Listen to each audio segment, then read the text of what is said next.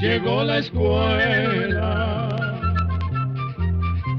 llegó la escuela, llegó por radio.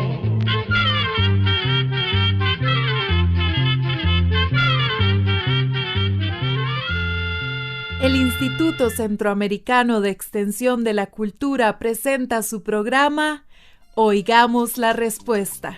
Hoy les vamos a contar una historia que sucedió hace cientos de años. Un príncipe azteca estaba por nacer. La sacerdotisa y partera, al ver al niño recién nacido, le dijo: «Esta casa donde has nacido no es sino un nido, es una posada donde has llegado, es tu salida a este mundo.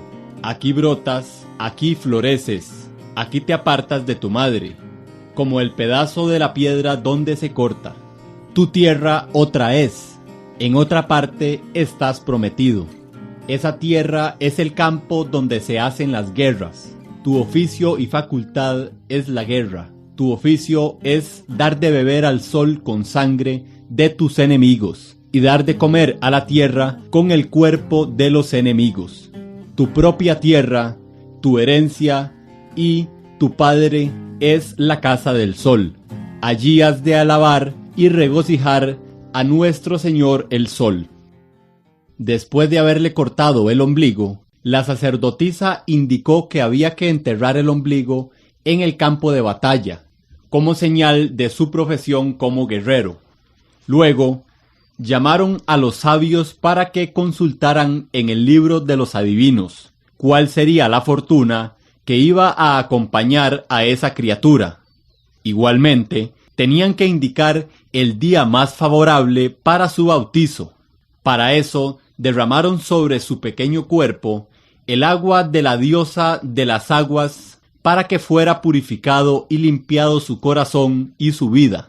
Después, le pusieron Cuauhtémoc, que quiere decir águila que cae o águila del atardecer. Así, el pequeño príncipe tuvo nombre. Fue como si los sabios hubieran sabido desde un principio que este héroe sin ventura iba a conducir a su pueblo, aunque con grandeza sin igual, a la más amarga de las pruebas. Cuauhtémoc nació en lo que es hoy la Ciudad de México, que en sus tiempos se llamó Tenochtitlan.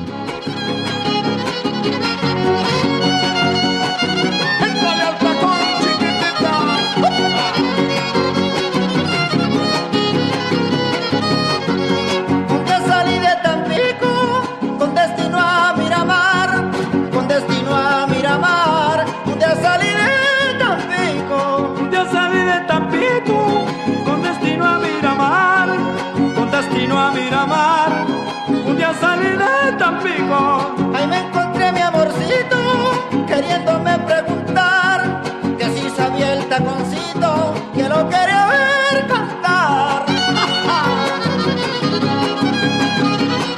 ¡Y viva el Puerto Jaibo!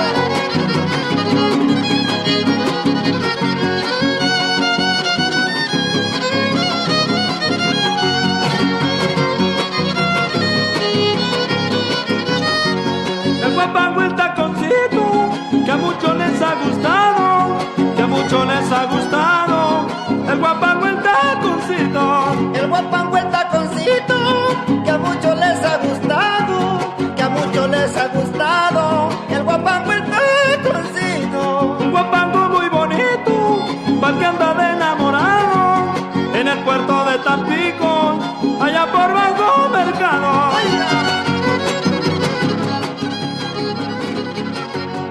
Como ya les contamos, lo que es hoy la Ciudad de México se llamaba Tenochtitlan, que quiere decir junto a la tuna de jugo rojo. Según la leyenda, un dios había dicho a los aztecas que no debían hacer sus casas ni construir sus ciudades hasta que encontraran un lugar donde estuviera parada un águila sobre un nopal, comiéndose a un pájaro o a una serpiente. Después de cientos de años de ir y venir de un lugar a otro, el pueblo azteca encontró una pequeña isla del lago Texcoco, donde había un águila con sus alas extendidas, parada sobre una tuna con una serpiente en el pico. En ese sitio fue fundada Tenochtitlan más o menos hace 650 años. Los aztecas inventaron un sistema muy ingenioso que aún hoy en día nos asombra, pues la ciudad de Tenochtitlan fue levantada entre los pantanos del lago Texcoco. Para tener más terreno, los aztecas usaron un sistema de relleno llamado chinampa, que consistía en una armazón sobre la cual se acumulaban capas de lodo para contar con tierra firme. Para afianzar la chinampa al suelo del pantano, clavaban estacas o troncos de árboles, que cuando se enraizaban le daban estabilidad al terreno. Entre las chinampas había canales por los cuales corría el agua. Con ellas hicieron parcelas que les sirvieron para sembrar, construir sus casas, sus templos y sus mercados. La ciudad de Tenochtitlan llegó a tener 125,000 casas habitadas por 4 a 10 personas cada una. Además, se construyeron grandes plazas que quedaban frente a los templos religiosos, y toda ella estaba en medio de hermosos árboles como el cedro, ciprés y sauce. También estaba rodeada de flores y de algunos árboles frutales. Uno de sus más famosos mercados fue el de Tlatelolco. Este mercado era tan grande que se calcula que en un solo día acudían más de 60,000 personas de los pueblos vecinos para comprar y vender sus productos. En la plaza principal estaban los templos de los gobernantes, así como las casas de los señores principales. El patio del templo principal, que era una gran pirámide, se encontraba cubierto con ladrillos de mármol. A los aztecas se les conoce como el pueblo del sol, el pueblo escogido por el dios de la guerra. Por eso al principio de esta charla oímos las palabras de la sacerdotisa partera, diciéndole a Cuauhtémoc, cuando nació, que su casa era la de su padre el sol, su dios. Los aztecas tuvieron oportunidad de estar en contacto con otros pueblos, y esto les permitió adquirir más conocimientos científicos, artísticos y religiosos, e hizo posible que pudieran hacer de Tenochtitlan una maravillosa y ordenada ciudad. Entre grandes mercados y hermosos palacios, con esculturas y pinturas inmensas llamadas murales, con grandes centros de educación y toda la cultura descrita por los sabios y los sacerdotes en sus libros de pinturas, empezaron los primeros años de este príncipe azteca Cuauhtémoc. Pero no vayan a creer que por ser un príncipe su vida era fácil y confortable. Al contrario, perdió a su padre siendo muy niño, a los 6 años de edad, pero ya desde sus 3 años recibió una educación muy estricta, pues tenía que aprender a ser muy obediente, buen trabajador y muy devoto de sus dioses. Cuando perdió a su padre, que era el emperador, su tío Montezuma subió al poder, pero como Cuauhtémoc era un príncipe, su madre tenía que seguir educándolo para que cuando le llegara la hora de gobernar, tuviera toda la educación y los conocimientos para conducir a su pueblo. La alimentación de Cuauhtémoc a los 6 años de edad era una tortilla y media de maíz al día. Luego debía ir al mercado a recoger los granos de maíz y frijol que los comerciantes dejaban derramados en el suelo. También tenía que auxiliar a su madre en las tareas domésticas y ser obediente con sus mayores. Con esta educación tan estricta, se esperaba que aprendiera a tener un gran espíritu de humildad, porque era deber de un príncipe ser humilde. Entre los 13 o 14 años de edad, había llegado la hora de que aprendiera a ser independiente. Los adolescentes tenían que internarse en los bosques cercanos y solitarios para traer leña para el servicio de la casa y remar lago adentro para pescar. Ya a sus 15 años, tuvo que ir al templo mayor para aprender ciencias, oficios militares, artes y sobre todo los misterios de la religión. Aquí aprendió también Cuauhtémoc la historia de su pueblo y aprendió a amarlo y respetarlo con todo su corazón. Pero no todo era alegría para el pueblo azteca. Se acercaban los días más dolorosos para su gente. Cuando llegaron los españoles a México, Los aztecas atravesaban una situación política difícil, ya que otros pueblos indígenas que habían sido dominados por ellos estaban muy inconformes por la manera en que eran gobernados, y muchos de estos pueblos se sumaron a los españoles para combatir al imperio azteca.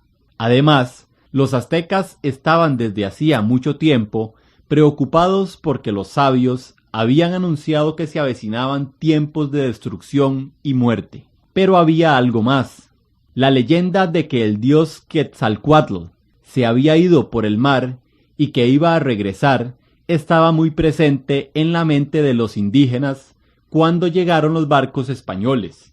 Y como es de suponer, casi todos los indígenas creyeron que el conquistador español, Hernán Cortés, era ese dios. Y si a esto le sumamos las armas de fuego que traían, sus armaduras de metal y sus caballos, cosas que los indígenas no usaban ni conocían, era posible que se acercaba una tragedia para el imperio azteca. Pero sigamos con la historia. Cuando los españoles llegaron a Tenochtitlan, encabezados por Hernán Cortés, en el año 1520, cuentan que todo el pueblo lloró por la noticia. A Moctezuma, el rey, no le quedó otro camino que esperar. Los españoles fueron recibidos por el hermano de Moctezuma, que decidió alojarlos cerca de Tenochtitlan, en grandes palacios rodeados de bellos jardines. Cuando Moctezuma y Hernán Cortés se encontraron, toda la población de la capital llenaba las calles, las azoteas y todos los lugares donde pudieran contemplar la comitiva imperial de Moctezuma y la comitiva de los españoles. El joven Cuauhtémoc estaba entre los nobles que recibieron a los españoles. Moctezuma recibió a Cortés con gran señorío y como rey que era, iba bajo un toldo bordado con oro y piedras preciosas. Llevaba oro en sus piernas y brazos, orejeras de jade, sandalias de oro y piedras preciosas, y su capa real forrada de plumas. Sobre su cabeza llevaba un penacho, también hecho con plumas de quetzal, que le llegaba hasta la cintura. Moctezuma regresó a su palacio, seguido por los españoles. En los primeros días, Cortés y los suyos recorrieron los jardines y los palacios más importantes. Visitaron la Plaza Mayor, los templos y el mercado. Fueron atendidos con las mejores comidas, ropas y hasta les dieron grandes regalos de oro. Pero Hernán Cortés solo quería conquistar, ser dueño de esas tierras, de ese gran imperio que tenía ante sus ojos. Hernán Cortés tuvo que ausentarse por unos días y dejó al mando del palacio al capitán Pedro de Alvarado. Este aprovechó una fiesta religiosa de los indígenas y mató a los guerreros que bailaban desarmados en el templo.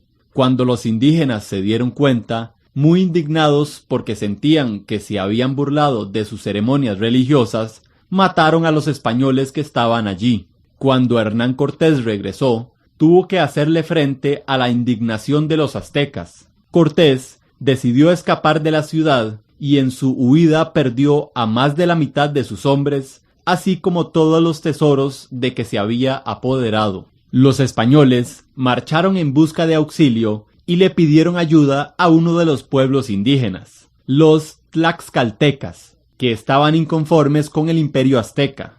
Casi un año y medio después, regresaron a Tenochtitlan con más de 80,000 soldados tlaxcaltecas y sus tropas españolas reforzadas, y empezaron las luchas y el derramamiento de sangre. Primero cayó Moctezuma, el gobernante supremo. Luego su sucesor, Cuitláhuac, murió a causa de la epidemia de viruela traída por los españoles que causó miles de bajas entre los indígenas. Entonces el Supremo Consejo de la tribu eligió a Cuauhtémoc como emperador. La ceremonia se llevó a cabo en el Templo Mayor. Allí Cuauhtémoc habló a su pueblo, le dio valor, le habló de la fe inquebrantable en los dioses, le dio el coraje para no dejarse vencer por los invasores, porque la derrota significaba esclavitud y muerte. Para vencer a los españoles, trató de hacer alianzas con los pueblos indígenas que estaban contra el imperio, pero todo fracasó. Siguieron las luchas. Cortés quitó puentes, destruyó casas, los aztecas estaban sin comida y sin agua. Cuauhtémoc resistió durante 75 días. Por fin, el 13 de agosto de 1521, cuando casi toda la maravillosa Tenochtitlan estaba en ruinas y llena de cadáveres, Cuauhtémoc fue capturado cuando se disponía a abandonar la ciudad con su familia para continuar las batallas desde otro lugar. No aceptaba rendirse, prefería la muerte, pero Cortés se la negó, lo hizo prisionero y le encargó reconstruir una parte de la ciudad, arreglando las calles, los caños de agua potable, reparando las calzadas, los puentes, las casas y los palacios. A Cuauhtémoc también le encargó enterrar los cadáveres y aquel desfile a lo largo de las calzadas en que iban hombres, mujeres y niños, flacos y enfermos, era horrendo. Hasta se dice que el agua del lago de Texcoco estaba totalmente pintada de rojo. Pero Cuauhtémoc, el águila que cae, todavía tendría que sufrir más. Como pasa después de una guerra, donde la codicia y el poder pueden más que las armas, los españoles se dieron a la tarea de buscar los tesoros perdidos. De los que ya tenían, separaron una parte para el rey de España, una parte se la dejó Cortés, y el resto se repartió entre los soldados. Los soldados no quedaron conformes con su parte y empezaron las intrigas. ¿En dónde estaba el tesoro de Moctezuma? Seguramente Cuauhtémoc, el emperador, lo sabía, murmuraban las malas lenguas. Otros decían que lo había arrojado a las aguas del lago 4 días antes de su captura. Hasta llegaron a decir que no podían encontrarlo porque Cortés se había puesto de acuerdo con Cuauhtémoc para ocultarlo. A Cortés no le quedó más remedio que torturar a Cuauhtémoc y a otro indígena llamado Tacuba. Los amarró a un tronco, les untó aceite en las plantas de los pies y les prendió fuego. Ninguno de los dos habló. Lo único que se escuchó fue el sonido que hace el fuego al arder. Los españoles, haciéndole caso a las murmuraciones, se fueron a buscar los tesoros en el lago, pero tampoco encontraron nada. Durante los años en que estuvo prisionero Cuauhtémoc, se alivió de las quemaduras y le ayudó a su pueblo. Aunque Cortés le dio cargos importantes para que tuviera control sobre los aztecas, no era un hombre libre. Cortés tuvo que hacer un viaje a Honduras en el año 1524. Se llevó a Cuauhtémoc con él porque temía dejarlo en la capital y que pudiera levantar una rebelión. Los españoles tuvieron muchas dificultades en el viaje, sufrieron hambre, enfermedades y se enfrentaron a muchos peligros. Cuando llegaron a un lugar llamado Alcayán, en febrero de 1525, unos indígenas le dijeron a Cortés que Cuauhtémoc estaba planeando matarlo para volver a su trono en Tenochtitlan. Cortés entonces lo sentenció a muerte. Y un día, cuando el sol se iba a poner, como si el sol le rindiera su último homenaje al águila del atardecer, Cuauhtémoc fue ahorcado en un árbol de ceiba. Después, los aztecas se llevaron el cuerpo y le dieron sepultura en un lugar secreto. Nadie sabe con seguridad dónde descansa el cuerpo del águila del atardecer, del águila que cae. Ojalá esté en su tierra, pues siempre lo recordaremos cuando veamos al atardecer un águila en pleno vuelo con sus alas extendidas. Y así llegamos al final del programa de hoy. Les esperamos mañana en su programa Oigamos la Respuesta. Envíennos sus preguntas al apartado 2948-1000 San José, Costa Rica. También pueden enviarnos sus preguntas al correo electrónico isq@isq.org o encuéntrennos en Facebook como Oigamos la Respuesta. O llámennos por teléfono a los siguientes números: código de área 506, número 2225-5238 o 2225-5338. Recuerde que comprender lo comprensible es un derecho humano.